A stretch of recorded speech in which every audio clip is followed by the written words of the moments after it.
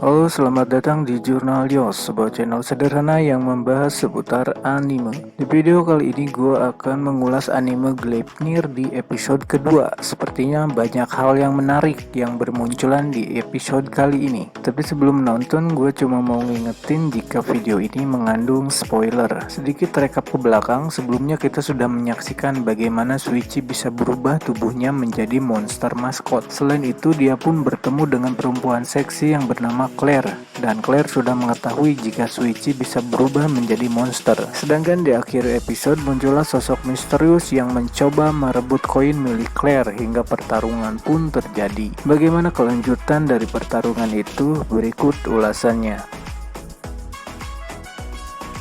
Di episode kedua ini kita bakalan tahu jika orang yang menyerang Shuichi di apartemennya Claire itu adalah perempuan yang bernama Hikawa. Hikawa memiliki kemampuan yang sama seperti Shuichi, dia bisa berubah menjadi monster. Namun bagian tubuh yang berubah hanya tangan dan kakinya saja. Meski begitu, perubahan tersebut bisa membuatnya lebih lincah dalam bergerak dan bertenaga ketika menyerang. Dan hal ini terbukti ketika dia menghajar Shuichi hingga mencium lantai. Di sekolah, Hikawa adalah sosok yang selalu gagal ketika mengikuti tes lari, padahal dia mengambil penjurusan olahraga di sekolahnya. Dan entah bagaimana suatu waktu dia meminta keinginan kepada sosok misterius agar memiliki kaki yang kuat, dan berkat keinginan itulah kini Hikawa memiliki kaki monster yang kuat.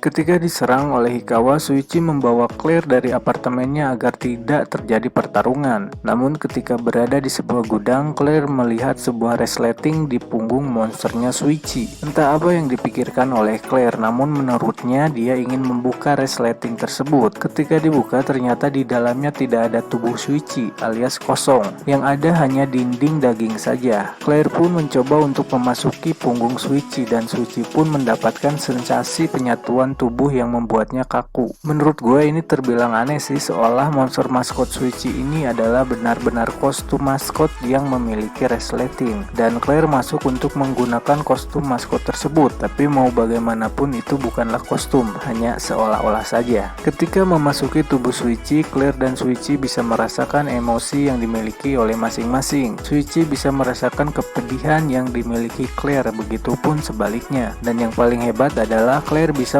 mengendalikan tubuh monsternya Shuichi ketika berada di dalam Shuichi. Pada saat itu, Hikawa masih mengejar Shuichi dan Claire untuk mendapatkan koin yang dimiliki oleh Claire, hingga akhirnya pertarungan pun tak dapat terhindarkan. Pada awalnya si maskot kalah oleh Hikawa karena gerakan dan tenaganya yang sangatlah kuat. Saat itu Claire sudah berada di dalam tubuh Shuichi, namun karena belum leluasa maka si maskot pun terkena serangan terus. Sebenarnya Shuichi memiliki kekuatan yang sangat besar, namun dia tidak berani atau lebih tepatnya tidak tega ketika harus menggunakannya untuk bertarung. Hingga beberapa waktu kemudian ketika Claire sudah menyesuaikan tubuhnya dengan tubuh Shuichi, dia pun mengambil alih dan bergerak seperti yang dia inginkan. Claire dalam tubuh Shuichi pun membalas serangan-serangan yang dilancarkan oleh Hikawa. Hingga akhirnya Hikawa pun semakin terpojok dan dia pun ditembak oleh Claire. Detik-detik penembakan Hikawa oleh Claire itu sebenarnya terjadi pertentangan dalam diri Shuichi, dan dia tidak ingin membunuh seseorang dengan tubuh monsternya tersebut.